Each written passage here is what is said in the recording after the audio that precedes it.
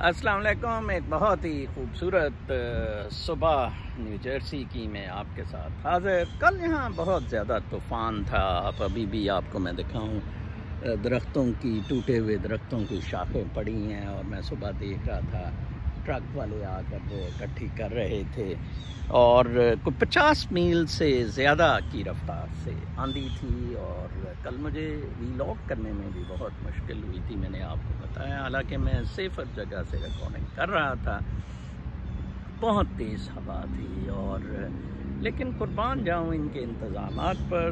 Governor Murphy ने कल यहाँ इमरजेंसी लगाई हुई थी। सुबह से ही हमारे आईफोन्स पे भी फ्लैश फ्लड वार्निंग्स आ रही थी और स्टॉर्म की वार्निंग्स आ रही थी कि घर से ना निकलें, घर में ही रहें। तो इस हिसाब से बहुत ज़बरदस्त था। कोई इस तरह का सीन नहीं था कराची और लाहौर की कश्तियाँ चलाने वाला और ड्रामेबाजियाँ और वो मोटा पेटू जर्नैल जो है जो कहता है फ़ौज ट्रेंड है और ख़ुद गटर में गया नहीं। और कल एक और बहुत खौफनाक दिन मुस्लिम वर्ल्ड के लिए था। बैरूत में बहुत ज़बरदस्त धमाके हुए और उसने पूरी इस्लामिक वर्ल्ड को हिला कर रख दिया है। और मैं जैसे अक्सर कहता हूँ अपने ब्लॉग्स में, व्लॉग्स में, कि जब आप दरख्त काटेंगे तो वो गिरेगा। ये दरख्त अब गिर रहे हैं जो आप काट रहे थे। तो उस पर फिर वो मैं देख रहा था अगेन आसमा शराजी हिजाबी का what the hell it is.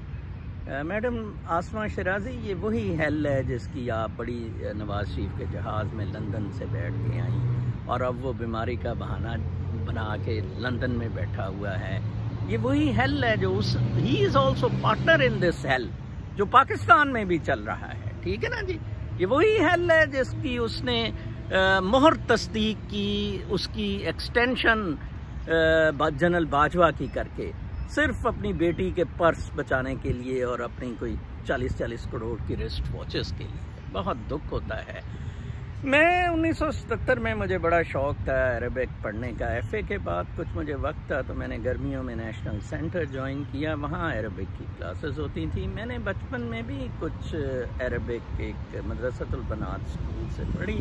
वहाँ अरबिक और इंग्लिश कंपलसरी होती थी। यहाँ हमें नेशनल सेंटर में एक लेबनीज़ पढ़ाता था जो 1975 में माइग्रेट किया था लाहौर में। बहुत ही नफीस, खूबसूरत, ज़बरदस्त शख्स था। और उसकी वो कहता था कि लेबनीज़ की प्रोनाउंसिएशन अरबिक की और उनका जो अरबिक का टोन है वो बहुत ज़बरदस्त है पूरी अरब वर्ड में।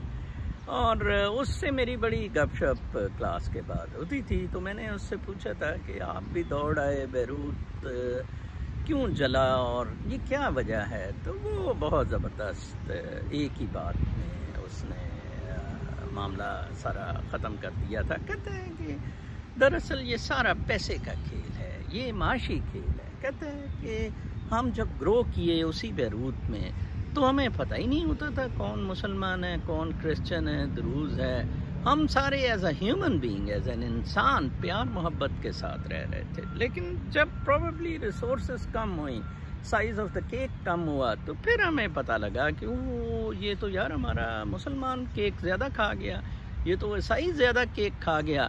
तो कहते हैं फिर वेस्टेड इंटरेस्ट वाले जो माफियाज थे उन्होंने कहा चलो जी लड़ाई करो और ये गुंडागर्दी और लॉलेसनेस से हम गेन करते हैं। फिर उनको स्पेस मिल गई और आप इसमें लड़ पड़े। कहते हैं कि ये इसका कोई हल नहीं है। मुझे 1987 में कराची में जो वो बस में तालबा का एक्सीडेंट हुआ था और जिस पे ये MQM और सारा ये ड्रामेबाजियाँ हुई, तो मुझे याद आया कि कराची में भी क्या, कराची को भुट्टो दुबई बना रहा था। कॉस्मोपॉलिटन सिटी था बैरूत की तरह से। बहुत सारे लोग कम्युनिटीज़ के आपस में बहुत अच्छी तरह रह रहे थे। लेकिन एक दिन ऐसा हुआ कि जी वो हमें तो नौकरियां नहीं मिल रही क्योंकि हम महाजर हैं, कोटा नहीं है, फलां है, टमकान है। लड़ाई शुरू कर दी।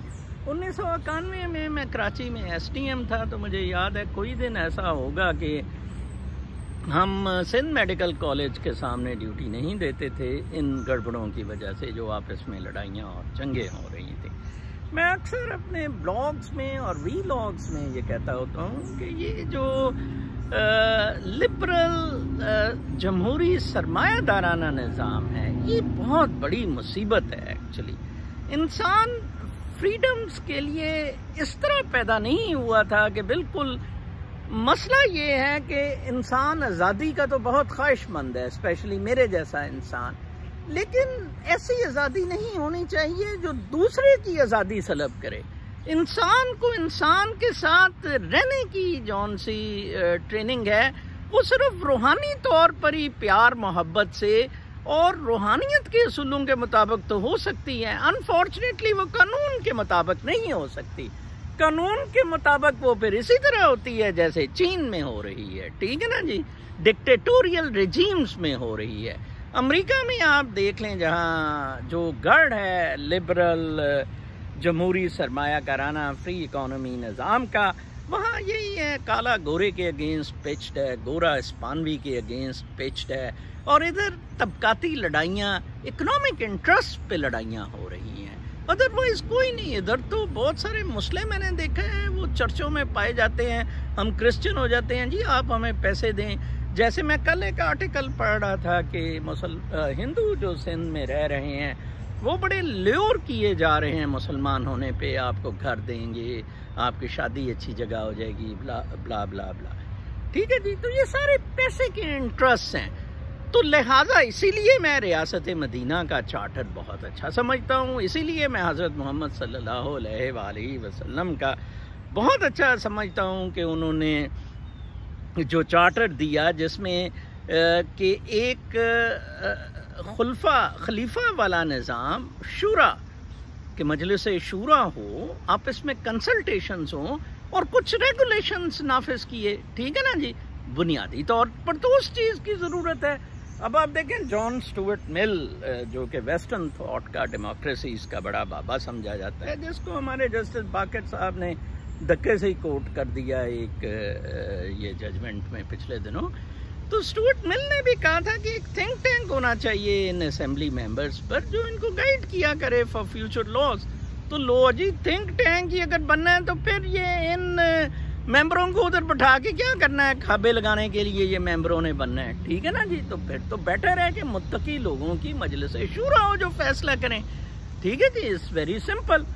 तो ये सारी इस तरह का बात है। अब आप देखेंगे 1943 में एक ये तय हुआ आपस में अरेंजमेंट लेबनान में कि मैरोनाइट क्रिश्चियन का सदर होगा, सुन्नी मुस्लिम प्राइम मिनिस्टर होगा, शिया स्पीकर होगा असेंबली का।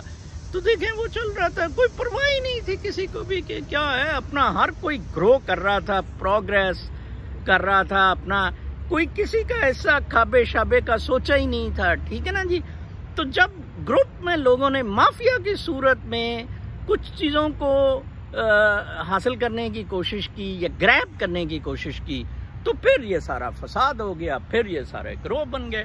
अब आप देखें कि हिजबुल्लाह एक इतनी बड़ी माइट बन चुका है, हिजबुल्लाह जिसको बीट करना बहुत मुश्किल है। आप देखें कि अमल जो शिया ग्रुप उधर होता था, वो तो बिल्कुल ही अब कुटे लाइन। ये लास्ट इलेक्शंस में तो सीटें भी 2 ज़्यादा 13 सीटें गालिबन इसकी है हिजबुल्लाह की, और कोई 10-11 अमल ग्रुप की हैं, ठीक है ना जी। वो उससे भी लीड ले गया, ठीक है ना जी, और वो सारा कुछ कंट्रोल कर रहा है। सबको पता है कि रफीक हरारी के मर्डर में वो मुलव्वस है।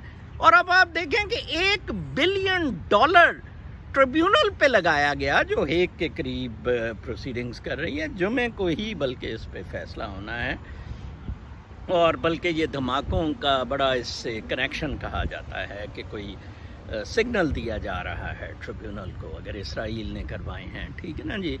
और क्योंकि आयश जो हिजबुल्लाह का शख्स उसमें इन्वॉल्व ट्रिब्यूनल ने इंडिक्ट किया था, 2011 में इंडाइट किया था, वो अभी तक ट्रिब्यूनल के सामने नहीं पेश हुआ। उसको तो पता ही नहीं वो किधर है। और इनफैक्ट जो मेन एक्यूज्ड हैं इसमें, वो तो ट्रिब्यूनल के सामने आए ही नहीं, ठीक है ना जी। और ट्रिब्यूनल ने $1 बिलियन खर्च कर दिया है। यूएन सिक्योरिटी काउंसिल की सैंक्शन ये ट्रिब्यूनल थी।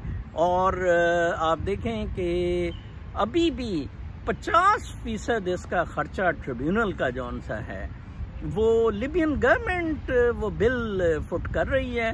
वही वेस्टर्न थॉट जौन सा है कि जी हमें पता होना चाहिए कि ये जनाब जौन सा है हिस्ट्री को पोस्टेरिटी के लिए आगे से ये चीज़ें ना हो, ऐसे बिल्कुल नहीं होता है। हिस्ट्री फ्यूचर इस तरह मूव ही नहीं करते हैं। मैं इसके शदीद, आप देखें नरेम्बर्ग ट्रायल सबसे पहले हुए थे और कहा यह जाता है कि नरेम्बर्ग ट्रायल्स के बाद वार ट्रायल्स में ये ट्रिब्यूनल जो लेबनान पे है, स्पेशल ट्रिब्यूनल ऑन लेबनान को रेट किया जाता है, जिसने कोई $1 बिलियन खर्च कर दिया। 7 कोई बाहर के जज हैं, 4-5 शायद लेबनीज जजेस इसमें लगे हुए हैं। ड्रामा है, सर्कस है जो उन्होंने लगाया हुआ है और किया कराया कुछ भी नहीं, ठीक है ना जी। और अंदाज़ा लगाएं कि हिजबुल्लाह जो एक कोलिशन का हिस्सा है, अब जो हुकूमत है जो टेम्पररी उधर चल रही है, हिजबुल्लाह ने आज तक ऑब्जेक्ट नहीं किया कि 50% जो लेबनान हुकूमत पैसा दे रही है ट्रिब्यूनल के लिए, वो क्यों दिया जा रहा है। उनको पता है ये ड्रामा है, ये ड्रामे होंगे, सबको अपने अपने रोल्स पता हैं। जैसे पाकिस्तानी फौज को पता है इन बदमाशों को कि इनका क्या रोल है। मैंने कहा था ना कि फाटा, कराची और बलूचिस्तान में सवाए ब्लैक मनी स्मगलिंग के इनका कोई काम नहीं है उधर थानेदारी करने का, सिर्फ इसलिए ये कर रहे हैं। अदरवाइज ये ऑपरेशन को ट्रांसपेरेंट रखते। मेरी इनके साथ 2013 से इसी बात पे जंग है। जब मैं बलूचिस्तान गया था इलेक्शंस कवर करने के लिए, तब से यही जंग है। मैं सबीन महमूद से मेरी बहुत मुलाकातें कराची में रही और हमारा मौक़िफ़ ये होता था कि इसको ट्रांसपेरेंट करें, बताएं कि ये गुंडे थे जी, ये बदमाश थे, ये ट्रेटर थे, इन्होंने ये पुल उड़ा दिया, ये कर दिया। बिल्कुल नहीं, सिर्फ और सिर्फ स्मगलिंग। ये चमन का बॉर्डर स्मगलिंग के लिए तो खुला था, ठीक है ना जी, वैसे नहीं खोला हुआ था। फौज अपनी मूवमेंट जरूरी कर रही थी फ्रॉम द चमन बॉर्डर। तो इसी तरह लेबनान का खेल है। लेबनान के में बदमाशी बड़ी ओपनली हो रही है बैरूत में, ठीक है ना जी। अब आप देखेंगे the first information which poured in के जी वेयर हाउस था एल्यूमिनियम के, वो उधर क्या वो नाइट्रेट उधर था जी, तो वो बहुत ज़्यादा अपना एक्सप्लोसिव फायर क्रैकर्स का वेयर हाउस में पड़ा था। तो 2014 से किसी ने परवाह ही नहीं की, ऐसी बात नहीं है। और सही ट्रंप ने अपनी ट्वीट में बम मारा, उसने कहा कि नहीं नहीं ये बम किसी ने मारा है, बड़ा क्लियर है। पिछले ही दिनों कुछ हिजबुल्लाह ने पिछले साल भी इंकर्शंस की थी इजराइल में, इस दफ़ा उन्होंने फिर जुर्रत की इंकर्शंस की। तो ये सारी, और सीरिया में तो मेन एलाई जो पार्टनर है फाइटिंग का वो हिजबुल्लाह ग्रुप है। और ईरान पे अगर इजराइल और यूएस अटैक करता है तो हिजबुल्लाह ही है जो उसको ऑब्वियसली करेगा। और आप देखेंगे हिजबुल्लाह को टेररिस्ट ग्रुप अमेरिका ने डिक्लेयर किया हुआ है, सैंक्शंस उस पर लगाई हुई हैं और हसन नसरुल्लाह के लिए वारंट निकाले हुए हैं। लेकिन आप देखेंगे फिर भी वो अपनी जगह पे कायम है। तो ये इस्लामिक ब्लॉक सारे ही जौन से हैं, पाकिस्तान समेत, सवाए इंडोनेशिया के। इंडोनेशिया कुछ थोड़ा सा इंसानी कदरों में रहा है। इंडोनेशिया वाहिद इस्लामी मुल्क है जो किसी तरीके से कुछ अमन अमान में रहा है। बाकी सारे इस्लामी मुल्क इंक्लूडिंग मलेशिया में चले ये कम है मुसलमान, मतलब मुसलमान ज़्यादा हैं, लेकिन फिर भी कुछ चाइनीज़ का उधर कंट्रोल ज़्यादा है तो शायद अमन अमान रहे। बाकी सब इस्लामी मुल्क जौन से हैं ना, वो इस बारूद की आग जौन सी है ना, बारूद की आग की नज़र हो जाएंगे। ये देख लेना आप, पाकिस्तान तो लबनान बन गया हुआ है, उसमें किसी को कोई शक ही नहीं करनी चाहिए। आप समझते हैं कि पाकिस्तान आर्मी ने पाकिस्तान को लबनान बनने से रोका हुआ है? बिल्कुल नहीं। पाकिस्तान की आर्मी तो उसे लबनान बना रही है कि परसों के बजाय वो कल लबनान बन जाए।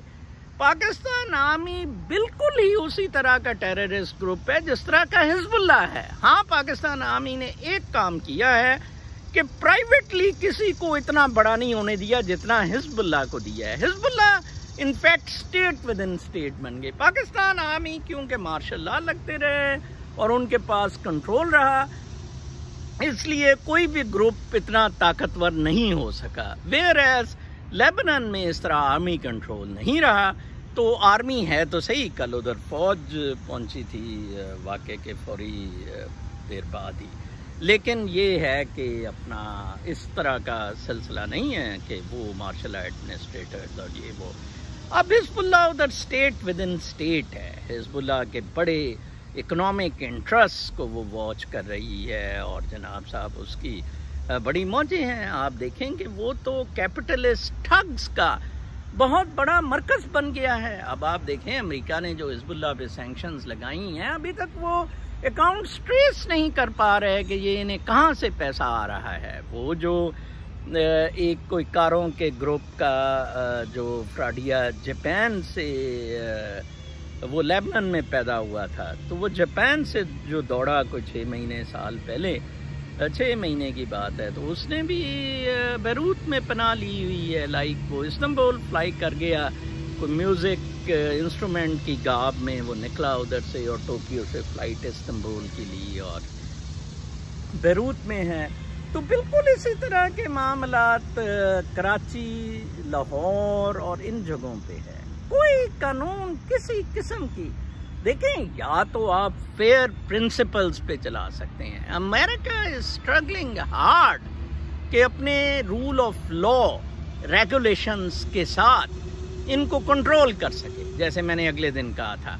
और चीन जो है, चीन रूल बाय लॉ के एक डंडा पकड़ के कि ये कानून है, उससे कंट्रोल कराने की कोशिश कर रहा है। और पाकिस्तान का, जैसे मैंने कहा था, हम तो बियॉन्ड लॉ चले गए हैं। ये तो हमारे लिए तो कुछ अब रहा ही नहीं है टू बैंक ऑन। हाँ, आज एक मैं अच्छी चीज़ देख रहा था, आई डोंट नो, मैं आसिफ शरीफ साहब से कंफर्म करूँगा कि ये कहाँ तक अच्छी चीज़ है कि ये जो टिड्डी दिल है, इन्होंने पाकिस्तान के एग्रीकल्चर सेक्टर में बहुत परेशानी डाली हुई है। तो इनका पहले इलाज ये सोचा गया था कि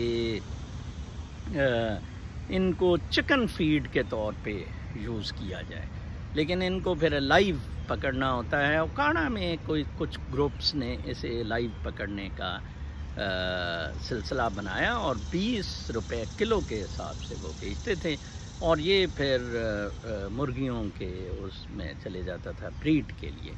लेकिन अब एग्रीकल्चर रिसर्च काउंसिल ने इसके अलावा एक तरीका निकाला है कि क्यों ना इनकी कंपोस्ट बनाई जाए, खाद बनाई जाए, जो कि केमिकल से आज़ाद होगी और उसका बहुत फ़ायदा होगा। क्योंकि इससे अब जान छुड़ानी बड़ी मुश्किल है। ये स्किप इन कर गई डेजर्ट में, अरेबियन सी से पानी जो हुआ और उससे ये ग्रो की, तो अब तो इनकी 3-4 जनरेशन्स अभी आनी हैं। अभी वो एस्टिमेट्स बता रहे थे, अरब न्यूज़ की ये कोई गालमन ख़बर थी, तो वो बता रहे थे कि कोई $2 बिलियन का नुकसान हो चुका है इससे, जौन सा क्रॉप्स का। तो दिस इज़ टू मच इसके जौन सा है। इस पे पाकिस्तान के लिए ये सब आफतें हैं। जैसे मैं कहता होता हूँ, आप दरख्त काटेंगे गिरेगा, और एनवायरमेंटल पोल्यूशन जौन सी है, ये हमने जितनी ज़्यादा, क्योंकि कोई रेगुलेशंस नहीं हैं।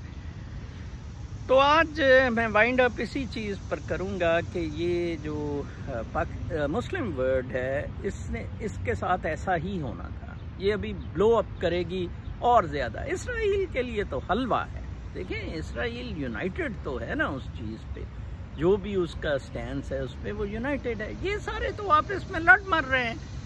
देखें, जो शहजादा है सऊदी अरब का, वो तो इसराइल से जप्पियाँ डाल रहा है, ठीक है ना। वो तो कहता है कि मारो इनको, लेबनान को और ईरान को पकड़ के। कोई दिन ऐसा नहीं गुजरता कि वो इसराइल के वज़ीर आज़म को फ़ोन नहीं करता कि यार ठोको इनको, ये शियों को जहन्नम रसीद कर दो, ठीक है ना जी। तो फिर इसराइल के लिए तो हलवा है। कल मैं देख रहा था, बड़ा जी वो इसराइल ने हमला कर दिया, ये ओ यार आपने खुद अपने आप पे हमला किया है बाबा, आप यूनाइटेड ही नहीं है, आपसे कोई खींच रहे हैं लेबनान, आप अपने आप को मैनेज ही नहीं कर पा रहे, आपसे कोई पाकिस्तान ले रहा है, ठीक है ना। आप तो अब खुद ही बोर्ड नक्शे आपने कश्मीर के बना दिए खुद ही। ओ चलो जी, मैंने नक्शा अपना ऑफिशियल मैप बना दिया। कल वो हमारे औरिया मकबूल साहब वो ग़ज़वा हिंद कराते कराते वो कहता है आपको पता नहीं है कि ऑफिशियल मैप डिक्लेयर करने से कंट्री से किधर आदमी पहुंच जाता है। अच्छा जी, पहुंच जाएं फिर श्रीनगर में, और या मकबूल साहब गर्मियों के में अब मौजें करें, सोच लिया करेंगे मैं श्रीनगर बैठा। तो ये मामलात हैं हमारे, बहुत आसान है इनको समझना। ये सारी मुश्किलात हमारी खुद अपनी क्रिएटेड है। मेरा जो रूहानियत से बेसिकली तो मेरा जो कोर थीम है मेरे ब्लॉग्स का भी रहा है, मेरे वीलॉग्स का भी, वो रूहानियत है। हमने रूहानी जिंदगियों को प्रेफरेंस देनी है ओवर बॉडीली डिजायर्स। ठीक है, कैसे किया जाए उसके मैं तरीके बताता हूँ। और इस वक्त सिचुएशन जो वर्डली है, मटीरियलिस्टिक वर्ड है, जो मादी जिंदगियां हैं, मादा परस्ती है, वो सबसे बड़ी रुकावट है। इसलिए मैं बाय डिफॉल्ट उसमें घुसता हूँ कि ये आपके मसाइल हैं, ये आपके प्रॉब्लम्स हैं। अब आपको कोई ज़रूरत नहीं, जैसे वो हिजाबी अस्मा शराजी कल कह रही थी what the hell is this, वो वीडियोस बैरूत की लगा के। ओ भाई, ये वही हेल है जो तू क्रिएट करती है अपने लीडर के साथ लंदन से ट्रैवल करके, जो तेरे लीडर ने ठप्पियाँ उल्टे सीधे हो के एक्सटेंशन बाजवा की पे लगाई। ये वही थ्रेट है। पाकिस्तान आर्मी भी एक बहुत बड़ा माफिया है, और आप देख लेना आने वाले दिनों में इसे भी टेररिस्ट ग्रुप कहा जाएगा। ठीक है ना जी, जैसे सीरियन आर्मी को वो कहते हैं टेररिस्ट ग्रुप है। तो ये हालात हैं जी, इसमें आप अभी भी इस चीज़ को बचा सकते हैं अगर आप में से हर शख्स किसी ना किसी तरीके से पार्टिसिपेट करे फॉर बेटर पाकिस्तान। ठीक है ना, मैंने कल बेटर इंडिया की एक साइट से दिया था वो एग्जाम्पल अनीश शाह का। ठीक है, तो आप प्रोडक्टिव पाकिस्तानी अगर किसी तरह बन सकें तो फिर तो कुछ सोचा जा सकता है, देखा जा सकता है, क्योंकि कुदरत में चीज़ें इवॉल्व हो रही हैं और उनका ये नहीं होता कि वो बड़ी देर हो गई, नहीं, वो डिस्ट्रॉय पहला सिलसिला हो जाता है, फिर क्रिएट नया हो जाता है। आज भी क्रिएट हो सकती हैं वो चीज़ें। ठीक है ना जी, तो ये देखें पीछे, जैसे मैंने आपको ये दरख्तों की झाड़ियाँ दिखाई, ये नई कोम्पलें आ जाएंगी, नई ब्रांचेस आ जाएंगी, नए दरख्त मैं देखता हूँ ये लगाते रहते हैं, और जो ज़रा पुराने देखते हैं कि ये गिर ना जाएं उनको अलग कर देते हैं। शाम तक के रूहानी वीलॉग तक इजाज़त, अपना बहुत ख्याल रखें, अल्लाह ने